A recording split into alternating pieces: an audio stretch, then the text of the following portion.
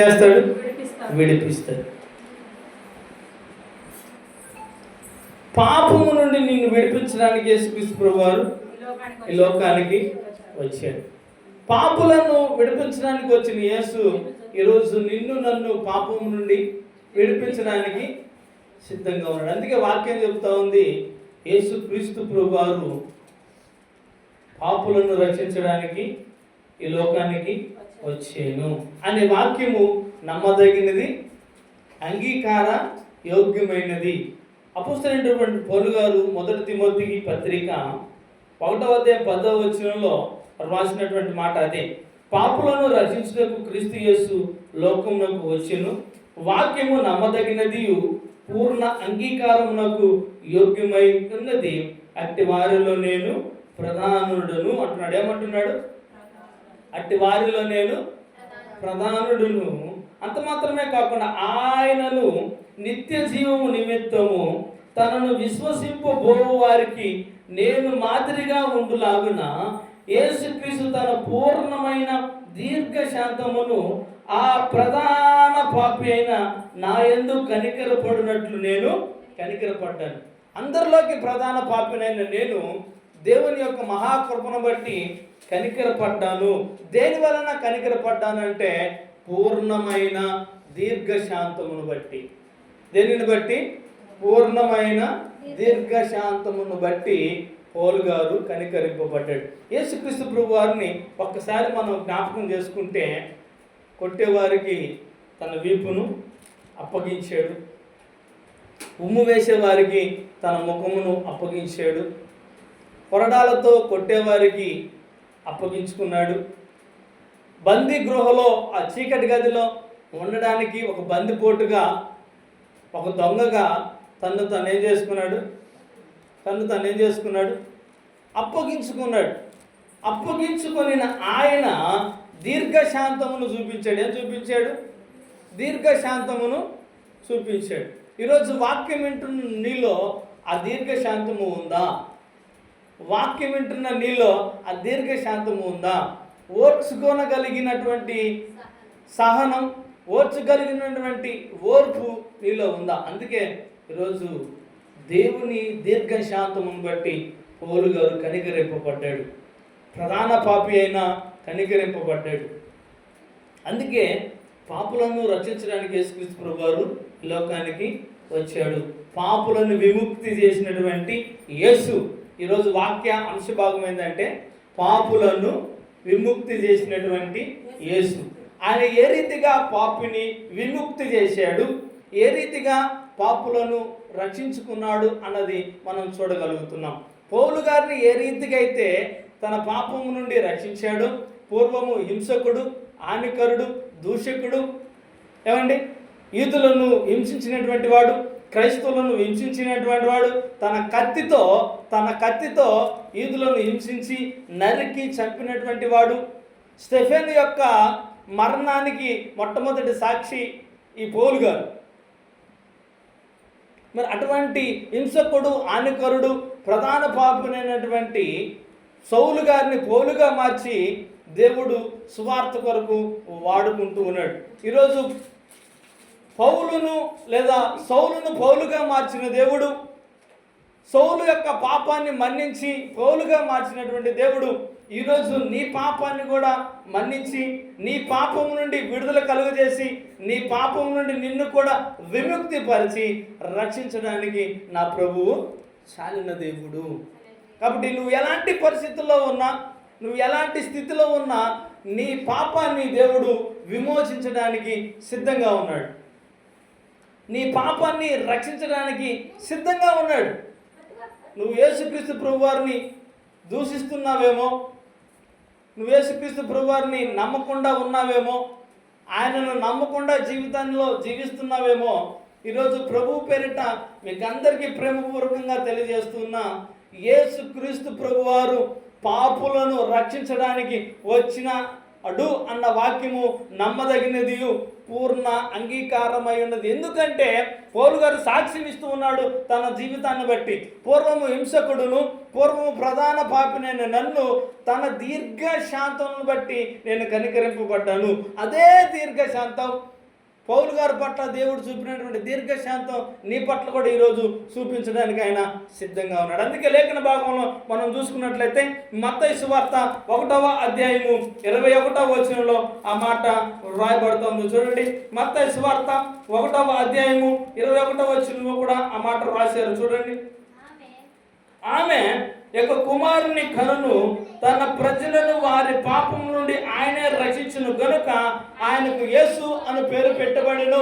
యేసుక్రీస్తునందు ప్రియమైన దేవుని యొక్క సంగమా, యేసుక్రీస్తు ప్రభు గారు తల్లిగారు అయినటువంటి మరియకు దూత దర్శనమై చెబుతున్నటువంటి మాట ఏంటంటే, ఆమె యొక్క కుమారుని కనును తన ప్రజలను వారి పాపం నుండి ఆయనే రక్షిస్తాడు. పాపులను రక్షించడానికి వచ్చినటువంటి వారు ఈ లోకంలో ఎవరైనా ఉన్నారు అంటే అది యేసుక్రీస్తు ప్రభు వారు మాత్రమే. పాపుల కొరకు తన ప్రాణాన్ని పెట్టినటువంటి వారు ఈ లోకంలో ఎవరైనా ఉన్నారు అయ్యా అంటే అది యేసుక్రీస్తు ప్రభు వారు మాత్రమే. నా పాపము నిమిత్తమైన ఘోర కల్వరిలో, ఘోర సిలువలో మరణించి ఆయన నా పాపాల నుండి విముక్తి చేశాడు. ప్రజలను ఆయన రక్షణలోకి నడిపించాడు. ఆ రక్షణలో నువ్వు ఉన్నట్లయితే నువ్వు ఇక పాపము చెయ్యవు. ఆ పాపము నుండి నువ్వు విడిపించబడతావు. అందుకే తన ప్రజలను వారి పాపము నుండి రక్షించును అన్నది యేసు మాత్రమే. ఏ దేవుడు ఈ లోకంలో లేడు. పాపం నుండి రక్షించేటువంటి దేవుడు ఈ లోకంలో ఎవరు కూడా లేడు. నా పాపము పోవాలంటే అది యేసుక్రీస్తు రక్తము ద్వారా మాత్రమే. యేసుక్రీస్తు రక్తంలో కడగబడటం మాత్రమే నా పాపము పోతుంది. అందుకే ఆయన అంటున్నాడు చూడండి, ఇంకా పాపులను పిలిచాడంట. మత్తయి సువార్త 9వ అధ్యాయము 13వ వచనంలో కూడా ఆయన ఆ మాట రాస్తున్నాడు. చూడండి, మత్తయి సువార్త 9వ అధ్యాయము 13వ వచనంలో, అయితే నేను పాపులను పిలువ వచ్చింది కానీ నీతిమంతులను పిలువ రాలేదు గనుక కనికరమునే కోరుచున్నాను కానీ బలిని కోరలేదు. అర్థమవుతుందా? ఎవరిని పిలవడానికి వచ్చాడంట ఆయన? పాపులను పిలవడానికి వచ్చాడు. నీతిమంతులను పిలవడానికి వచ్చాడా? పరిశుద్ధులను పిలవడానికి వచ్చాడా? పాపులను పిలవడానికి వచ్చాడు ఆయన. పాపులను పిలిచి రక్షించడానికి వచ్చాడు. పాపంలో మగ్గిపోతున్న వారిని, అంధకారంలో మగ్గిపోతున్న వారిని, చీకటిలో మగ్గిపోతున్న వారిని, మరణ అంధకారంలో మరణ ఛాయలో మగ్గిపోతున్న వారిని అందరికీ కూడా ఒక వెలుగును ఉదయింపజేయడానికి, పాపము నుండి విడిపించడానికి యేసుక్రీస్తు అనే నరుడు ఈ లోకంలోనికి వచ్చాడు. అందుకని చెప్తున్నాడు, నేను పాపములను పిలవచ్చుతనే కానీ నీతిమంతులను పిలవరాలేదు. ఈరోజు చాలా మంది నీతిమంతులు అనుకుంటున్నారేమో. జాగ్రత్త. యేసుక్రీస్తు ప్రభు వారు వాక్యం చెప్తా ఉంది, అందరూ కూడా పాపం చేసి దేవుని యొక్క మహిమను పోగొట్టుకున్నారు. మరి నీవు నీతిమంతుడు ఎలా అవుతావు? ఈ లోకంలో నీతిమంతుడు ఎవరైనా ఉన్నారంటే అది యేసుక్రీస్తు ప్రభు వారు మాత్రమే. ఆయన నీతిమంతుడు గనుక మనల్ని కూడా నీతిమంతులుగా తీర్చడానికి చాలిన దేవుడు. అందుకని ఎవరిని పిలవడానికి వచ్చాడు? పాపులను పిలవడానికి వచ్చాడు. ఎవరిని పిలవడానికి వచ్చాడు?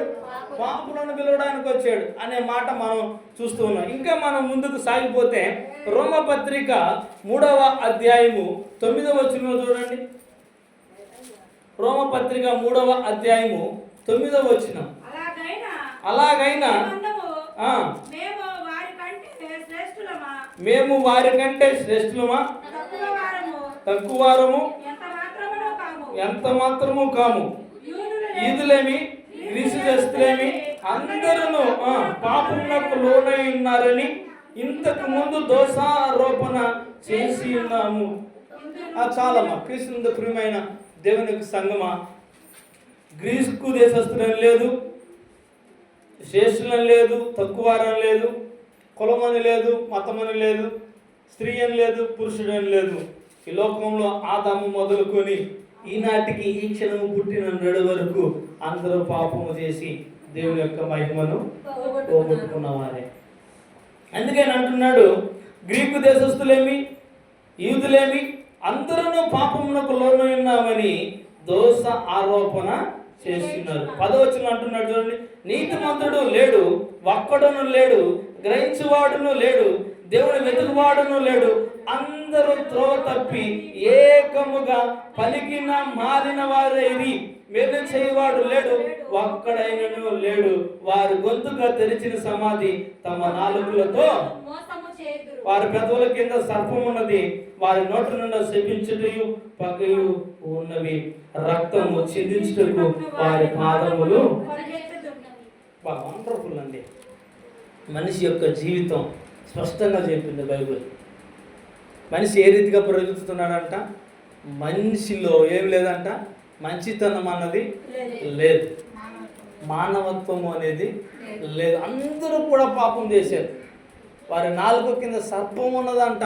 వారి నడకలో పరిశుద్ధత లేదు, వారి ఆలోచనలో పరిశుద్ధత లేదు, వారి జీవితంలో పరిశుద్ధత లేదు, పని చేసే చోట పరిశుద్ధత లేదు.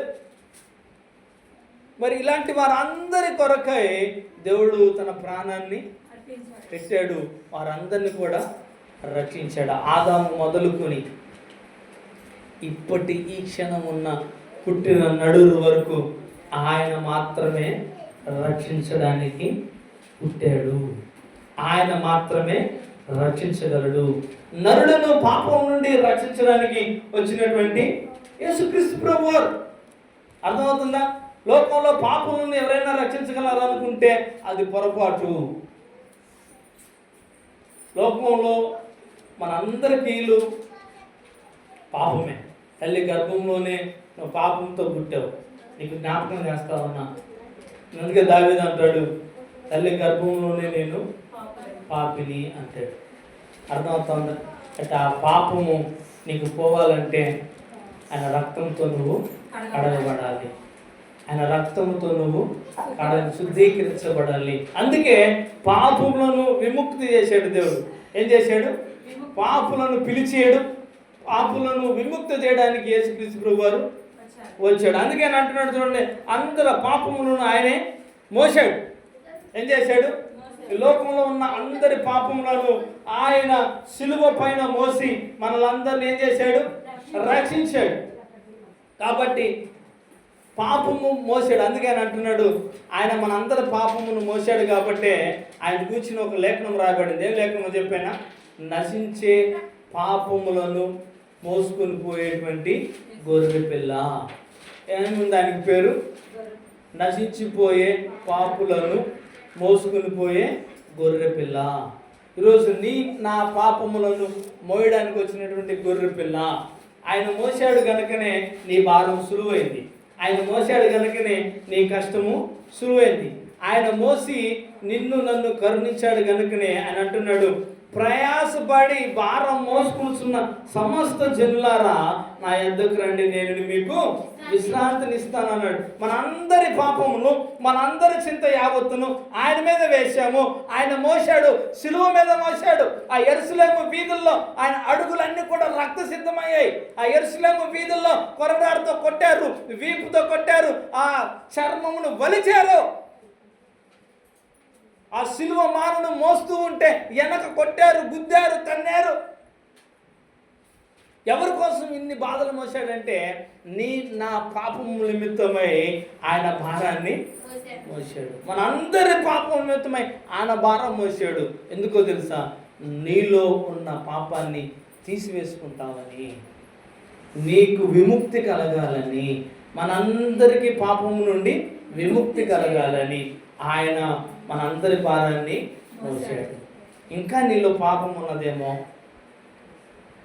దీర్ఘశాంతమును జ్ఞాపకం చేసుకో. ఎవరి దీర్ఘశాంతంని? అందుకే పౌలు గారు అన్నారు, తన దీర్ఘశాంతమును బట్టి నేను కనికరించబడ్డాను.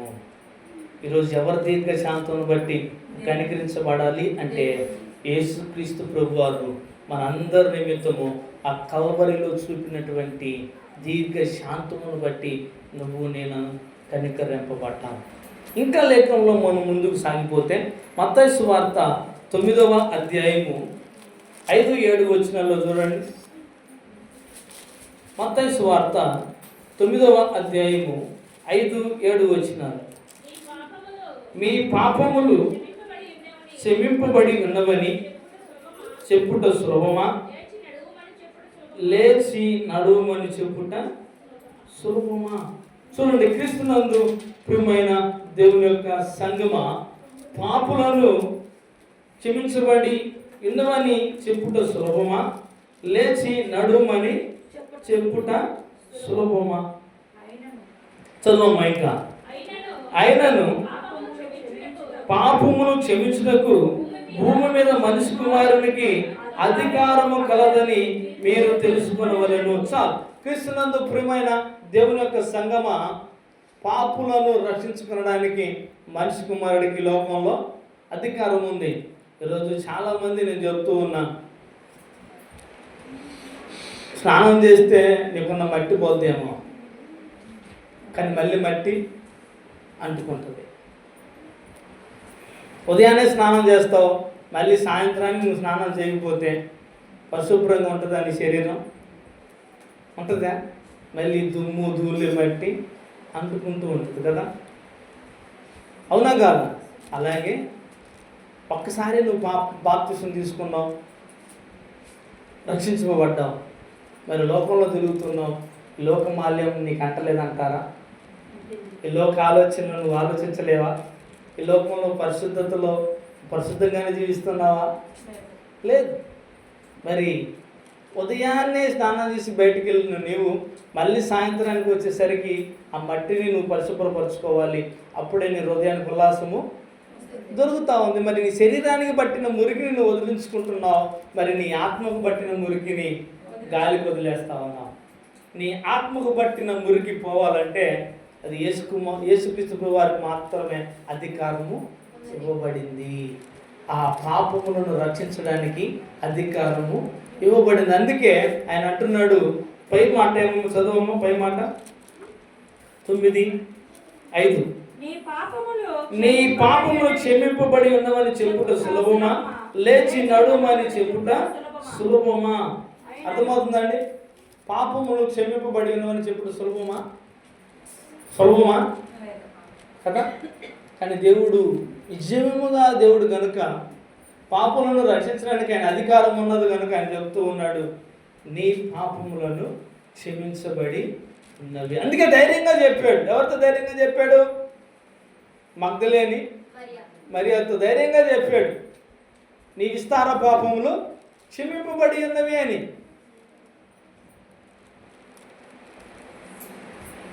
పరిశీలన శాస్త్రంలో రాళ్లతో కొట్టినప్పుడు ఆ స్త్రీతో చెప్పాడు, ఇక నువ్వు పాపము చేయబాకు, నీ పాపము క్షమించబడి ఉన్నదని. అధికారం లేకుండా ఎవరైనా క్షమింపబడి ఉన్నదని చెప్పడం అసాధ్యం. ఏమండి, ఇప్పుడు ముఖ్యమంత్రి ఉన్నాడు అనుకోండి, ఆయనకి అన్ని రైట్స్ ఉంటాయి కదా. అన్ని రైట్స్ అంటే ఈ రాష్ట్రం మీద ప్రతి అధికారం ఆయనకి ఇవ్వబడుతుంది. బియ్యం శాంక్షన్ చేయడానికైనా, కరెంటు ఆపడానికైనా, ఇల్లు కట్టించడానికైనా, రోడ్లు వేయడానికైనా, దేనికైనా ఆయనకి అధికారం ఉంటుంది. అంటే ఆయన ముఖ్యమంత్రి కనుక కదా, చీఫ్ మినిస్టర్ కనుక. కానీ ఈ లోకానికి ఒక చీఫ్ మినిస్టర్ ఉన్నాడు, పాపానికి ఒక చీఫ్ మినిస్టర్ ఉన్నాడు. ఆ చీఫ్ మినిస్టర్ ఎవరై అంటే యేసుక్రీస్తు వారు మాత్రమే. ఆయనకు మాత్రమే ఈ లోకంలో పాపమును క్షమించడానికి అధికారం ఉంది. ఆయన మాత్రమే లోకంలో ప్రతి నరుడికి ఉన్నటువంటి పాపాన్ని క్షమించి విముక్తి చేయగలిగిన వాడు ఈ లోకంలో ఎవరైనా ఉన్నారా అంటే అది యేసుక్రీస్తు ప్రభువారు మాత్రమే. ఇంకా నువ్వు లోకంలో పడి నీ పాపానికి క్షమాపణ దొరకలేదేమో, ఇంకా పాపములో పడి నీ పాపపు ఆలోచనకి నీ హృదయంలో నెమ్మది దొరకలేదేమో, నీ హృదయంలో శాంతి సమాధానాలు దొరకలేదేమో, నీ పాపానికి ఉన్నటువంటి ఆ శాపం పోలేదేమో. నేను చెప్తూ ఉన్నా, నిజముగా మనసు పూర్తితో విరిగి నలిగిన హృదయం గలదానిపై మనసు పూర్తిగా ఆయన పాదాలు ఎదుట సాగిలపడి ప్రార్థన చేయగలిగితే, మనసు పూర్తిగా ఆయన ఆయన పాదాల దగ్గర నీ పాపము ఒప్పుకొనగలిగితే, నా ప్రభువు, నువ్వు ఆరాధిస్తున్న ప్రభువు నీ పాపముల నుండి విముక్తి చేయడానికి నా యేసుక్రీస్తు ప్రభు వారికి అధికారం ఖచ్చితంగా ఉంది. ఎందుకంటే పాపము నిమిత్తం బలైన వాడు గనుక, పాపముల నిమిత్తం ప్రాణం పెట్టినవాడు గనుక, పాపముల నిమిత్తం తన రక్తాన్ని దారపోసిన గనుక, ఈ లోకములో పాపుల కోసమే పిలువ వచ్చిన వాడు కనుక, ఈ లోకంలో పాపాన్ని క్షమించే అధికారం ఆయనకు మాత్రమే ఇవ్వబడింది కనుక, ఈ లోకంలో పరలోక రాజ్యానికి చేరాలన్నా నా పాపములన్నింటినీ కూడా ఆయన శిలువలో భారముగా మోసాడు కనుక, నిన్ను నన్ను పరలోక రాజ్యానికి వారసుడిగా చేశాడు కనుక, ఆయన మాత్రమే నీ పాపములను ఒప్పుకొని క్షమించగలిగిన వాడు దేవుడు మాత్రమే. పాస్టర్లు క్షమించలేడు, సేవకులు క్షమించలేరు, అధికారులు క్షమించలేరు, కానీ నా ప్రభు మాత్రం జాలి కలిగిన వాడు, ప్రేమ కలిగిన వాడు, నీ పాపాన్ని క్షమించగలడు. ఎవరు ఈ లోకంలో అధికారులు పాపాన్ని క్షమించలేరు, కానీ క్షమించగలిగిన దేవుడు, నీ పాపములను కొట్టివేయగలిగిన దేవుడు ఎవరైనా ఉన్నారు అంటే యేసుక్రీస్తు ప్రభువారు మాత్రమే. ఎందుకంటే ఆయనకు మాత్రమే లోకంలో అధికారం ఇవ్వబడింది. పాపులను పిలిచాడు కనుకనే క్షమించాడు, పాపులను పిలువ వచ్చినవాడు కనుకనే క్షమించాడు. పౌలు గారిని కూడా క్షమించి సువార్థికుడిగా వాడుకున్నాడు. సౌలుగా ఉన్నప్పుడు పౌలు గారు అనేక మందిని చంపాడు, క్రైస్తవులను చంపాడు, యూదులను చంపాడు. యేసుక్రీస్తు ప్రభువారు నమ్ముకున్న ప్రతి వారు కూడా ఆయన కత్తివాటాన చనిపోబడ్డవారే. కానీ సౌలుని హింసకరుడు, హానికరుడు, దూషకుడు అయినటువంటి సౌలుని పౌలుగా మార్చి సువార్త కొరకు సాధనముగా వాడుకున్న దేవుడు. సౌలు గారి పాపాన్ని క్షమించిన దేవుడు ఈరోజు నీ పాపాన్ని కూడా క్షమించడానికి సిద్ధంగా ఉన్నాడు. మరి నీ పాపాన్ని వదిలిపెట్టుకుంటావా? నీ శాపాన్ని వదిలిపెట్టుకుంటావా? నీలో ఉన్న అంతరంగమును శుద్ధీకరించుకుంటావా? నీ ఆత్మకు ఏంటి, నీ హృదయానికి పట్టినటువంటి మురికిని పరిశుద్ధపరచుకుంటావా? అందుకే ఆయన ఇంకా కిందికి అంటున్నాడు చూడండి, ఎఫెసీ పత్రిక 1వ అధ్యాయము 7వ వచనంలో ఆయన రక్తము ద్వారా మాత్రమే మనము శుద్ధీకరింపబడతామంట. ఎఫెసీ పత్రిక 1వ అధ్యాయము 7వ వచనంలో చూస్తారా?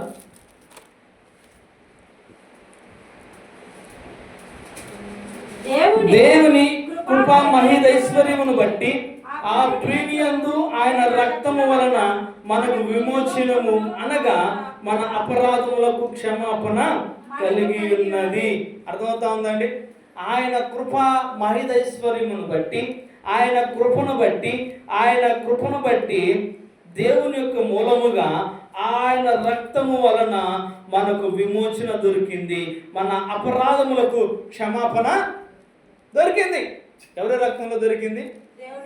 యేసుక్రీస్తు యొక్క రక్తములోనే మనకు క్షమాపణ దొరికింది. మన అపరాధములను బట్టి క్షమాపణ దొరికింది. నేను అంట లోకంలో నువ్వే దేవుడి కాడికన్నా పో, ఎక్కడికన్నా పో, నీ పాపం పోద్దేమో చూస్తా, నీ అపరాధం పోద్దేమో చూస్తా. నువ్వు నేలల్లో మునుగ్గాక, 100 సబ్బులు వేసుకుని శరీరానికి విలువైనటువంటి అత్తరు పూసుకోగాక, విలువైనటువంటి సెంట్లు కొట్టుకోగాక, నీ ఆత్మకు నీ అపరాధం పోద్దా? పోదు. నీ పాపం పోవాలంటే యేసుక్రీస్తు ప్రభువారి రక్తములోనే కడగబడాలి. యేసుక్రీస్తు ప్రభువారి రక్తంలోనే నీకు విమోచన, నీ అపరాధంలోకి విమోచన దొరుకుతుంది. అందుకే ఆయన రక్తాన్ని కార్చాడు. అందుకే ఆయన సిలువలో తన రక్తాన్ని కార్చి నా అపరాధములను సిలువలో సంపూర్ణంగా విమోచించాడు. అర్థమవుతుందా? సంపూర్ణంగా విమోచించాడు కాబట్టి ఆయన సమాప్తమైనదని గర్వంగా పలకగలిగాడు. ఆ సిలువలో నువ్వు నాకు ఇచ్చిన పని సంపూర్ణంగా సమాప్తమైనది అని పలకగలిగాడు. 6వ మాట కదా. అందుకే చెప్తున్నా, అపరాధములు క్షమించడాన్ని దేవుడు విమోచించాడు మనల్ని కూడా. ఎవరు విమోచించాడు? పాపులను, మనలను విమోచించాడు. ఈరోజు నేను కూడా సేవకుడిగా ఉన్నాను అంటే, ఈరోజు మందిరంలో నువ్వు దేవుని స్తుతిస్తున్నావంటే, ఈరోజు నువ్వు వాక్యం వింటున్నావంటే, నేను ఆయన కృపా మహిదైశ్వర్యమును బట్టి మన అపరాధం నుండి విడిపింపబడ్డాము కనుక మన పాపం నుండి రక్షింపబడి బాప్తిసము తీసుకున్నాము కనుక, ఆయన రక్తంలో కడగబడి ఉన్నాము కనుక మందిరములో ఆయనను దినదినము ఆరాధిస్తూ ఉన్నాం. అర్థమవుతుందా? కాబట్టి ఇంకా నువ్వు పరిశుద్ధపరచుకోలేకపోతే, ఇంకా నువ్వు వాక్యము ద్వారా ఉదక స్నానం చేయలేకపోతే, నీ అపరాధములు ఇంకా అనువనున నువ్వు పరిశుద్ధపరచబడలేదు అనుకుంటున్నట్లయితే, ఈరోజు ప్రభు పేరిట మనం చేస్తూ ఉన్నా, నీ పాపమును రక్షించేది, నీ అపరాధములను క్షమించేది యేసుక్రీస్తు ప్రభువారు మాత్రమే. లోకంలో ఏ దేవుడు లేడు, ఏ రాజు లేడు, ఏ మంత్రి లేడు. అపరాధములను పాపములను క్షమించగలిగిన దేవుడు యేసుక్రీస్తు ప్రభువారు మాత్రమే. ఎందుకంటే ఆయన మన అపరాధముల నిమిత్తమై, మన పాపముల నిమిత్తమై సిలువలో నలగగొట్టబడ్డాడు. ఆయన నలుగుగొట్టబడ్డాడు గనుకనే మనల్ని విమోచించాడు. మరి ఆ యేసును నువ్వు మరిచిపోయి తిరుగుతున్నావు, ఆ యేసుని నమ్మక తిరుగుతూ ఉన్నావు, యేసుని అనుసరింపక నీ పని బాటలలో పడి యేసు మాటలు వినడానికి నీకు సమయము లేదు. ఈరోజైనా సమయాన్ని చేసుకొని నువ్వు దేవుని కొరకు మొక్కలుని ప్రార్థన చేయగలిగితే నా అపరాధములను ఆయన క్షమించి విడిపిస్తాడు. అందుకే ఆయన అంటున్నాడు చూడండి, గలతీ పత్రిక 3వ అధ్యాయము 13వ వచనం. ఈ మాట చూసుకొని ముగించుకుందామా? గలతీ పత్రిక 3వ అధ్యాయము 13వ వచనం. ఆత్మలు కూర్చిన వాగ్దానము విశ్వాసము వలన మనకు లభించినట్లు అబ్రాహాము పొందిన ఆశీర్వచనము క్రీస్తు యేసు ద్వారా అన్య జనులకు కలుగుటకై క్రీస్తు మన కోసము శాపమై మనలను ధర్మశాస్త్రం యొక్క శాపము నుండి విమోచించాడు.